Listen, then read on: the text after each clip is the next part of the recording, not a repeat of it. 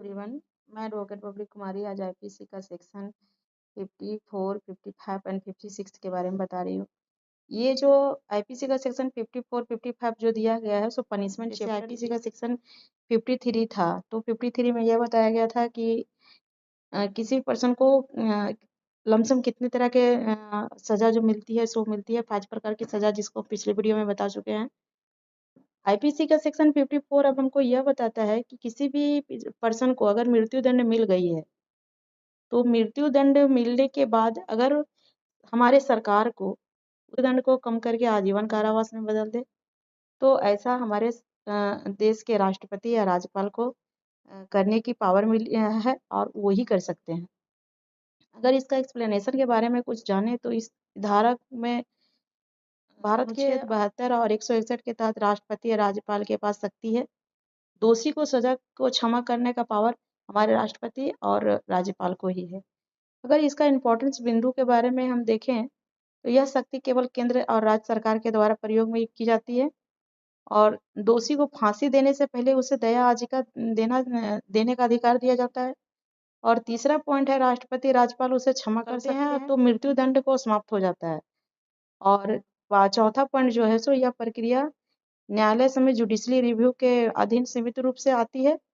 और case law के बारे में बात करें हम तो Kehar Singh versus union of India, इसमें सुप्रीम कोर्ट ने कहा है कि राष्ट्रपति की दया याचिका का निर्णय न्यायालय में सीमित रूप से चुनौती। और इसका एक और केस लॉ है जो यूरोपियन सुधारमेंट ऑफ एपीपी है, 2006 का केस है। ये दया याचिका पर निर्णय मनमाने ढंग से नहीं होना चाहिए बल्कि कारावास को कम करना वही बात है, लेकिन इसकी बातें कुछ अलग है।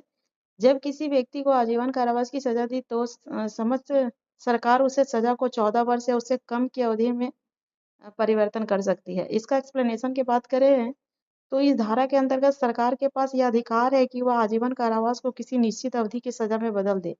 आजीवन कारावास का अर्थ ही होता है जीवन भर कारावास में रहना, लेकिन सरकार चाहे तो उसे 14 वर्ष या उससे कम की सजा में परिवर्तन कर सकती है। इसकी भी इम्पोर्टेंस बिंदु है 4, यह अधिकार राज्य सरकार के पास होता है। यह दया क्षमा पर ही निर्भर करता है।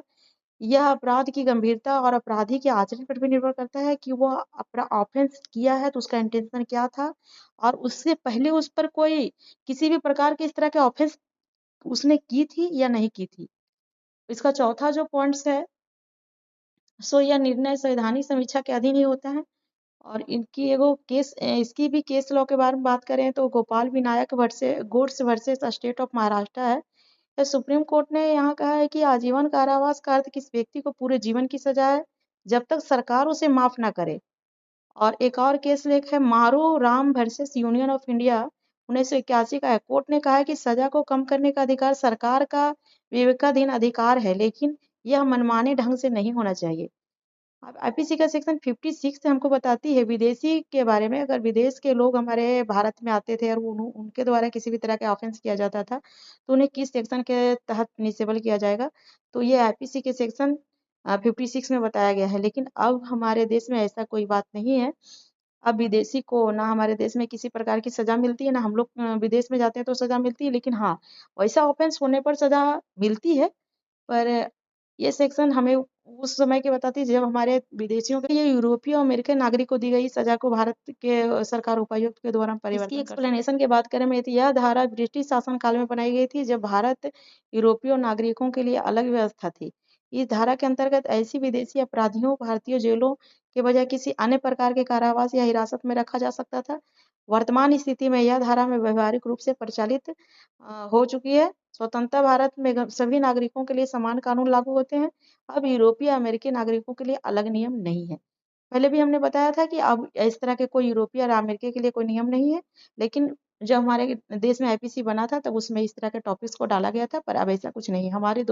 हमारे विदेशी के साथ भी अच्छी संबंध है। इसका सारांश की बात करें तो आईपीसी का सेक्शन 54 हमको मृत्युदंड की क्षमा में परिवर्तन की बात करता है। 55 आजीवन कारावास में कमी की बात करता है और 56 जो है सो विदेशी अपराधियों के दंड में परिवर्तन की बात करता है। धन्यवाद।